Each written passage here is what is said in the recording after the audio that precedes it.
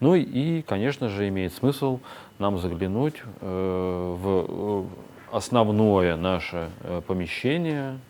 Это зал по тренировке ходьбе. Он у нас достаточно большой, я считаю. Ну, может быть, в мировых масштабах нет, но для города Москвы он достаточно неплохо сделан. Здесь у нас происходит именно обучение ходьбе, первые шаги.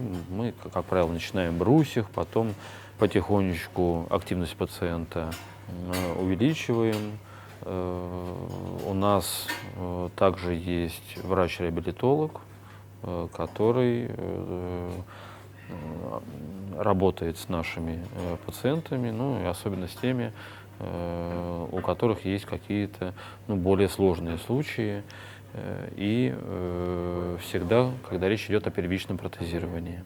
Вот. Если же у человека уже есть опыт ходьбы на протезе, есть желание и время, то, конечно же, мы предлагаем ему какой-то комплекс занятий или упражнений для повышения своей мобильности.